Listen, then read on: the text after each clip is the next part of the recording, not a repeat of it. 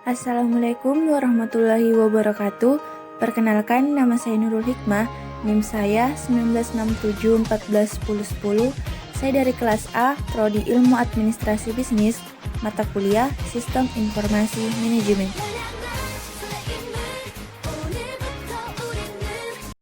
Baik, pada video kali ini saya akan menjelaskan mengenai komponen Sistem Informasi Manajemen.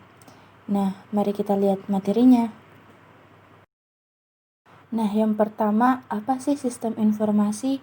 Di sini, menurut Butner dan Hopwood, sistem merupakan sekumpulan sumber daya yang saling terkait yang ingin mencapai suatu tujuan.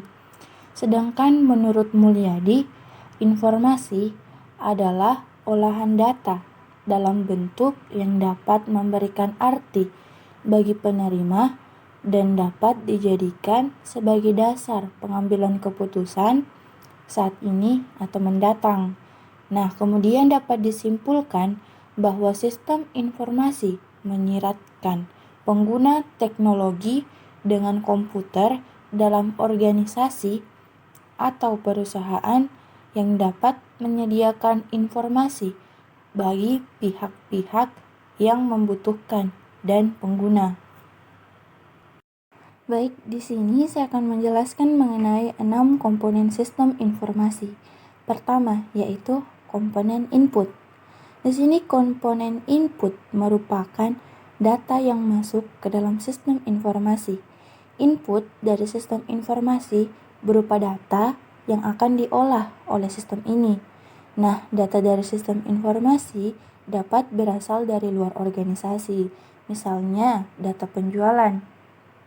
Data untuk sistem informasi perlu ditangkap dan dicatat di dokumen dasar.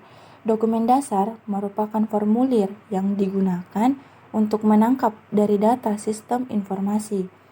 Nah, dokumen dasar ini dapat membantu di dalam penanganan arus data sistem informasi, yaitu 1. Dapat menunjukkan macam dari data yang harus dikumpulkan dan ditangkap. Kemudian yang kedua, data dapat dicatat dengan jelas, konsisten, dan akurat. Ketiga, data mendorong lengkapnya data akuntansi, disebabkan data yang dibutuhkan disebutkan satu persatu di dalam dokumen dasarnya. Keempat, bertindak sebagai pendistribusian data. Kelima, dokumen dasar dapat membantu di dalam pembuktian terjadinya suatu transaksi yang sah. Keenam, dokumen dasar dapat digunakan sebagai cadangan atau pelindung dari file-file data di komputer. Selanjutnya adalah komponen output. Produk dari sistem informasi adalah berupa informasi yang berguna bagi para pemakainya. Output dari sistem informasi dibuat dengan menggunakan data yang ada di basis data dan diproses menggunakan model tertentu. Kemudian komponen basis data.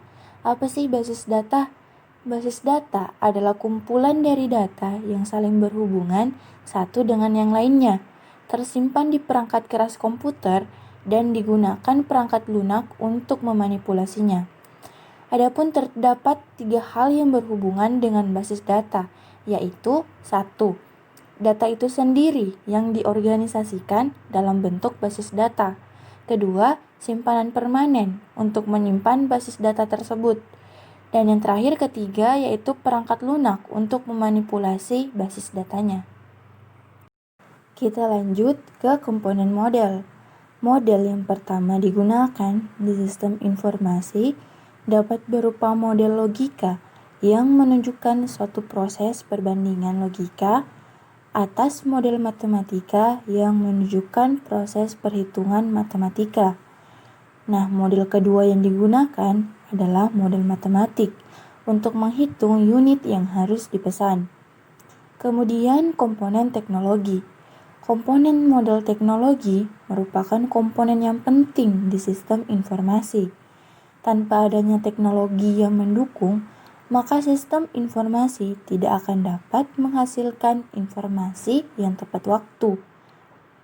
Teknologi merupakan kotak alat dalam sistem informasi.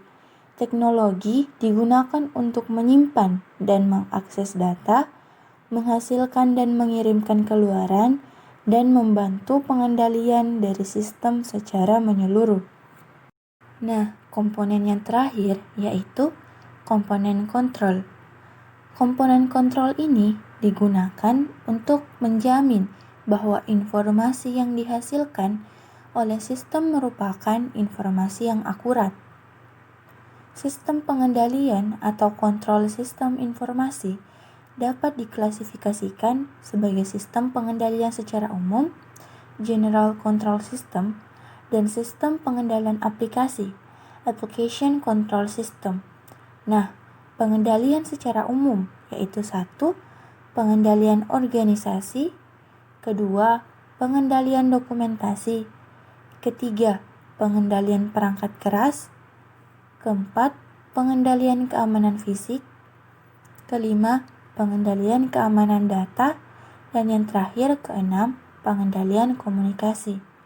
Nah, berpindah ke pengendalian aplikasi, yaitu 1.